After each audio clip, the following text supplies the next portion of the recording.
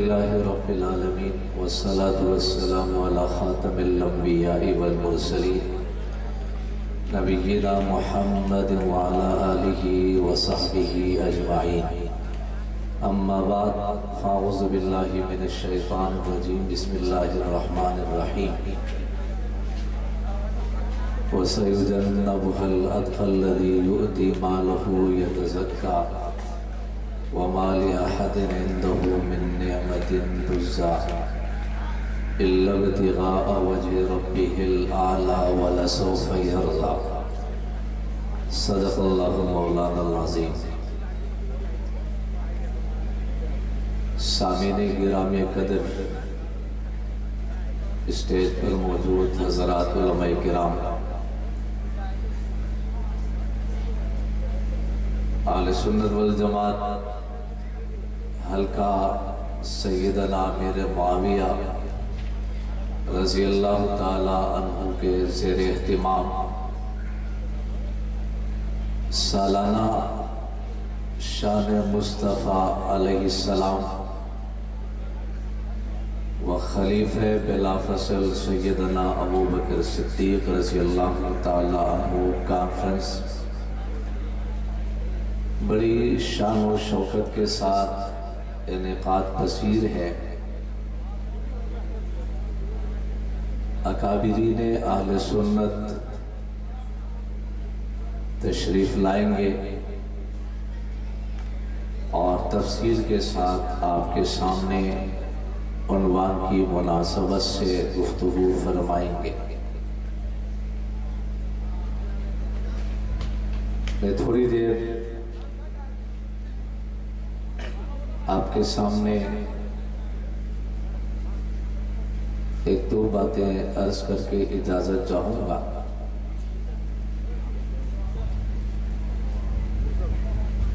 محمد عربی صلی اللہ علیہ وسلم کے بعد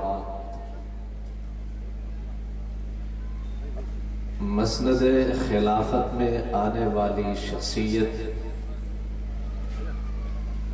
خلیفہ بلا فصل سیدنا ابوبکر صدیق رضی اللہ تعالی عنہ ہے۔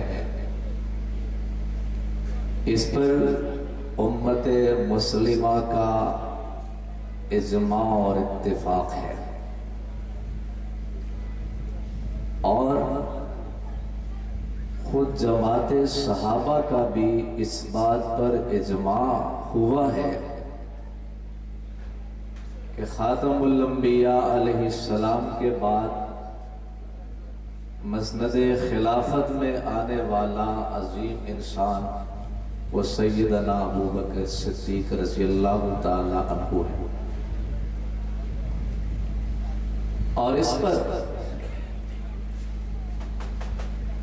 اس دور میں بھی کسی کا اختلاف نہیں رہا، اور آج بھی اہل اسلام کا اس عنوان پر کوئی اختلاف نہیں ہے۔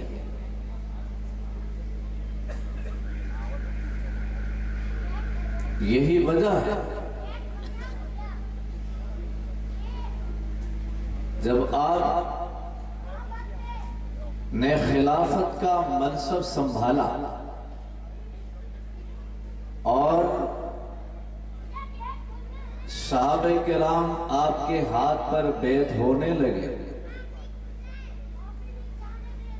شیر خدا کی باری آئی،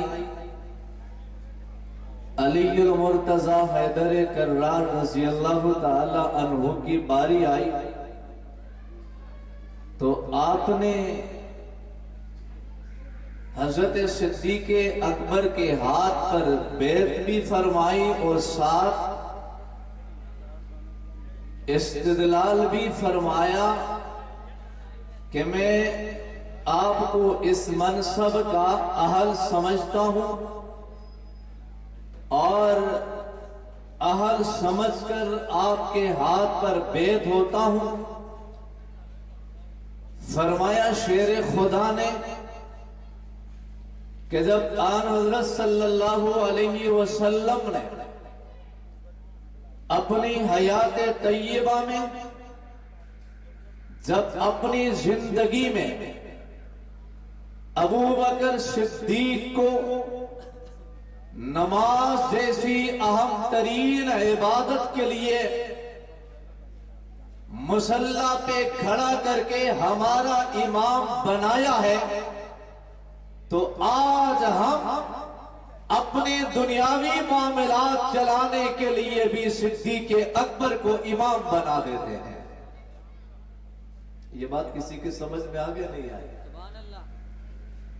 ایسا محسوس ہوتا ہے کہ سامنے ایک دو ساتھیوں کی سمجھ میں یہ بات آئی، باقی جو آگے مجمع میں ساتھی بیٹھے ہیں کسی کی سمجھ میں بات نہیں آئی۔ اگر بات سمجھ آگے تو آپ بھی ذرا بیداری کا ثبوت دے کر سبحان اللہ کہہ دیجئے گا۔ نبی کے بعد مسند خلافت میں آنے والی شخصیت کا کیا نام ہے؟ اونچی آواز سے بول دیجئے گا۔ بچے زیادہ بیٹھے ہیں سامنے، ذرا بچے اور زیادہ اونچی آواز سے کہہ دیجئے تاکہ دوسروں کو بھی تھوڑا احساس ہو۔ خلیفہ بلا فصل کون ہے؟ خلیفہ بلا فصل کون ہے؟ میں عرض کر رہا تھا کہ حضرت علی رضی اللہ تعالی عنہ نے جب صدیق اکبر کے ہاتھ پر ہاتھ رکھ کر بیعت ہو گئے، ساتھ آپ کو اس منصب کا اہل سمجھا اور اس کے اوپر آپ نے دلیل پیش کی۔ کیا دلیل پیش کر دی؟ کہ جناب امام الانبیاء نے اپنی زندگی میں، اپنی حیات طیبہ میں، مرض وفات میں، تمام صحابہ کرام کی موجودگی میں سیدنا ابو بکر صدیق کو مصلی پہ کھڑا کر کے صحابہ کا امام بنا دیا۔ ابو بکر صدیق رضی اللہ تعالیٰ عنہ کو جب نماز کا امام بنایا، علی المرتضیٰ فرماتے ہیں پھر دنیاوی معاملات بھی اگر کوئی چلا سکتا ہے، اس امت کا امام بن سکتا ہے، وہ ابو بکر صدیق رضی اللہ تعالیٰ عنہ ہے۔ یہ چھوٹی بات نہیں ہے۔ امام الانبیاء کی حیات میں، زندگی میں ابو بکر صدیق نے امت کو 17 نمازیں پڑھائی ہیں۔ نبی بیمار ہے، مرض وفات کا زمانہ ہے، نماز کا وقت ہو چکا ہے، صحابہ کرام صفوں میں موجود ہیں، امام الانبیاء کا انتظار ہو رہا ہے، آپ تشریف نہیں لائے، نماز کا وقت ہو چکا ہے۔ اما عائشہ آپ صلی اللہ علیہ وسلم کے پاس موجود ہے۔ آن حضرت صلی اللہ علیہ وسلم نے فرمایا مرو ابا بکر فلیصلی بالناس، جاؤ ابو بکر کو جا کر میرا پیغام سنا دو، وہ میرے مصلی پر کھڑے ہو کر نماز پڑھائے۔ اما عائشہ نے فرمایا آقا میرے والد رقیق القلب ہے، بڑے نرم دل انسان ہے، آپ سے بڑی محبت ہے، مصلی پہ آپ نظر نہ آئے، وہ نماز نہیں پڑھا سکتا ہے، آگے نہیں بڑھا سکتا، کسی اور کو کہہ دیجئے گا وہ آگے بڑھ کر نماز پڑھائے گا۔ اللہ کے رسول نے فرمایا مرو ابا بکر فلیصلی بالناس، جاؤ ابو بکر کو جا کر کہو وہ نماز پڑھائے گا، میرے مصلی پہ کھڑے ہو کر امت کی امامت کرائے گا۔ اماں نے پھر وہی جواب دیا والد نرم دل ہے، رقیق القلب ہے، آپ سے بڑی محبت ہے، نماز نہیں پڑھا سکتا۔ نبی نے فرمایا لا لا اب اللہ ورسولہ الا ابا بکر، اللہ بھی انکار کر رہا، اللہ کا رسول بھی انکار کر رہا، میرے مصلی پہ ابو بکر کے علاوہ کوئی اور نہیں آ سکتا۔ میرے مصلی پہ ابو بکر کے علاوہ کوئی اور، اونچی آواز سے بول دیجئے میرے مصلی پہ ابو بکر کے علاوہ کوئی اور، ابو بکر کے علاوہ کوئی اور، ابو بکر کے علاوہ کوئی اور۔ پھر صدیق اکبر نے نماز پڑھائی ہے، آپ کے مقتدیوں میں سارے صحابہ تھے، شیر خدا بھی آپ کا مقتدی بنا ہے، جناب عباس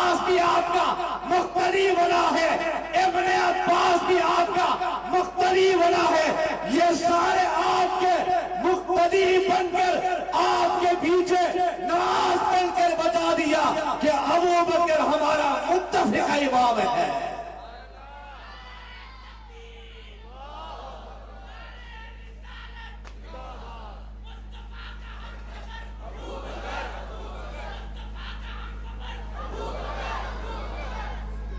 ابو بکر ہمارا، بولیے ہمارا امام ہے، ابو بکر ہمارا۔ حضرت علی نے انکار کیا، بولیے اونچی آواز سے، حضرت علی نے انکار کیا، حضرت عباس نے انکار کیا، حضرت ابن عباس نے کیا، حسنین کریمین میں سے کوئی پیچھے ہٹا؟ ارے کوئی پیچھے کیسے ہٹ سکتا ہے؟ انکار کیسے کر سکتا ہے؟ کیسے کوئی انکار کر سکتا ہے؟ یہاں نبی کا فرمان موجود ہے، لا ينبغي لقوم فيهم ابو بکر ان يؤمهم غيره، جہاں ابو بکر موجود ہوگا کوئی اور آگے نہیں ہو سکتا ہے۔ جہاں ابو بکر ہوگا کوئی اور آگے؟ ارے کوئی انکار کیسے کر سکتا ہے؟ یہ اس نبی کا فرمان ہے جو 1,24,000 انبیاء کا بھی امام ہے۔ ابو بکر کو مصلی پہ اس نبی نے کھڑا کیا ہے، ابو بکر کو مصلی اس پیغمبر نے حوالہ کیا ہے جس پیغمبر کے متعلق اللہ نے فرمایا وَمَا يَنْطِقُ عَنِ الْهَوَىٰ إِنْ هُوَ إِلَّا وَحْيٌ يُوحَىٰ۔ الفاظ پیغمبر کے ہوتے ہیں، حکم اللہ کا ہوتا ہے، فعل نبی کا ہوتا ہے، حکم اللہ کا ہوتا ہے، فعل نبی کا ہوتا ہے، منشا اللہ کی ہوتی ہے۔ نبی نے اللہ کی منشا اور حکم کے مطابق مصلح و صدیق کے حوالے کیا ہے۔ مصلح تو نبی نے حوالے کیا ہے اور اللہ کی منشا کے مطابق یہ فیصلہ کیا ہے۔ اب اگر کوئی کہہ دے میں علی کو امام، میں ابو بکر صدیق کو امام نہیں مانتا، بتائیے کوئی انکار کر کے وہ مسلمان رہ جاتا؟ نبی کے فرمان کا کوئی انکار کر کے مسلمان رہ سکتا ہے؟ اونچی آواز سے بولیے، نبی کے فرمان کا کوئی انکار کر کے مسلمان رہ سکتا ہے؟ کوئی مسلمان رہ سکتا ہے؟ یہ بات صحابہ کے سامنے موجود تھی، حضرات اہل بیت بھی اس بات کو جانتے تھے، سیدنا علی بھی اس بات کو جانتا تھا کہ یہ نبی کا فرمان ہے، فرمان نبی کی مخالفت کر کے کوئی مسلمان نہیں رہ سکتا ہے۔ جبھی تو علی مرتضی حیدر کرار نے ابو بکر صدیق کو امام تسلیم کر لیا ہے۔ آپ ہم بھی صدیق کو امام اول مانتے ہیں، علی کی اقتدا میں مانتے ہیں۔ اب کوئی کہتے ہیں میں علی کو تو مانتا ہوں لیکن علی کے امام کو نہیں مانتا، علی کو سیدنا علی المرتضی رضی اللہ تعالیٰ عنہ کو تو مانتا ہوں لیکن میں علی کے امام کو نہیں مانتا ہوں۔ بتائیے وہ علی کا ماننے والا ہے؟ وہ علی کا ماننے والا ہو سکتا ہے؟ وہ علی کا چاہنے والا ہو سکتا ہے؟ وہ علی کا حقدار ہو سکتا ہے؟ ماننا یہ ہے کہ جسے علی نے دل و جان سے امام تسلیم کر لیا، ہم بھی علی کی بات اور علی کے عمل اور علی کے فعل کو مانتے ہوئے اس امام اول، امام صحابہ سیدنا ابو بکر صدیق کو امام اور خلیفہ تسلیم کر لیا، پھر ماننا پڑے گا۔ جہاں حضرات صحابہ کا سیدنا صدیق اکبر کی خلافت، آپ کی امامت پر اجماع ہے، اتفاق رہا ہے، اس لیے علماء نے، مفتیوں نے لکھا ہے، مفتیوں نے فتاوی عالمگیری میں لکھا ہے، فتاوی عالمگیری میں سینکڑوں مفتیوں کا مرتب کردہ اتفاقی مسائل پر مبنی یہ فتاوی کی کتاب ہے، یہ کسی آج کے مولوی کا نہیں ہے۔ من انکر امامت ابی بکر صدیقی رضی اللہ تعالی عنہ فہو کافر، جو ابو بکر صدیق کی امامت کا انکار کرتا ہے وہ مسلمان نہیں رہتا۔ صدیق اکبر کی امامت کا کوئی انکار کرے، مفتیوں نے لکھا، فقہا نے لکھا، وہ مسلمان نہیں رہتا ہے۔ تو میرے بھائی میں آپ سے پوچھنا چاہتا ہوں، کوئی صدیق اکبر کو سرے سے مسلمان ہی تسلیم نہ کرے، نعوذ باللہ، بتائیے وہ مسلمان رہے گا؟ وہ مسلمان رہے گا؟ بات واضح ہے، کوئی علی کے امام کو نہ مانے، علی کے امام کو تسلیم نہ کرے، علی کے امام کی امامت کا قائل نہ ہو، خلیفہ بلا فصل کی خلافت کا قائل نہ ہو، تو علی کے امام کو امام تسلیم نہیں کرے گا، پھر ہم بھی واضح طور پر کہتے ہیں ہم بھی تمہیں مومن تسلیم نہیں کرتے ہیں۔ پھر ہم بھی ایسے کو مومن تسلیم، ہم مومن تسلیم نہیں کرتے ہیں۔ سیدنا ابو بکر صدیق رضی اللہ تعالیٰ عنہ یہ کوئی عام شخصیت نہیں ہے، یہ عام شخصیت نہیں ہے۔ نبی نے مصلی پہ کھڑا کر دیا اور اشارہ دے دیا کہ میرے بعد مسند خلافت میں بھی یہی آئے گا۔ اور ایک اور حدیث آپ کے سامنے رکھتا ہوں اور پھر بات ختم کرنے چلا ہوں، ذرا توجہ کے ساتھ یہ سن لیجئے گا۔ ایک خاتون آئی، بارگاہ رسالت میں آئی، اپنے کسی کام سے آئی، اور ذرا توجہ سے سن لینا، ایمان بھی تازہ ہو جائے گا۔ خاتون آئی، اپنے کسی کام سے آئی، آ کر آقا کے سامنے اپنا مدعا رکھا کہ میرا یہ مسئلہ ہے، آپ یہ حل کر دیجئے۔ امام الانبیاء نے فرمایا ابھی میں مصروف ہوں، بعد میں آ جائیے، ابھی میں مصروف ہوں، بعد میں آ جائیے۔ اس خاتون نے جواب میں کہا میں بعد میں آؤں اور آپ کو نہ پاؤں، پھر میرا مسئلہ کون حل کرے گا؟ توجہ سے سنیں گے پھر بات سمجھ آئے گی، ورنہ سمجھ نہیں آئے گی۔ سبق کیا ملتا ہے، نتیجہ کیا نکل رہا ہے؟ خاتون نے جواب میں کہا آقا میں بعد میں آؤں، مسئلہ ہے میرا، آپ ابھی حل نہ کریں، بعد میں آ جاؤں، آپ کو نہ پاؤں۔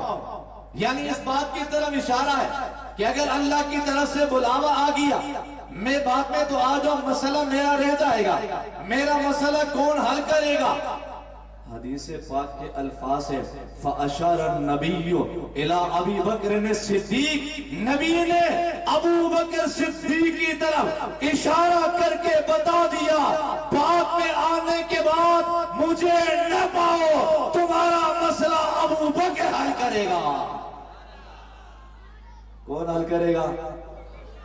یہ اس بات کی دلیل ہے کہ نبی کے بعد نبی کی ذمہ داریاں مسند خلافت میں آ کر معاملات اگر کوئی دیکھ سکتا ہے، چلا سکتا ہے، وہ کون ہے؟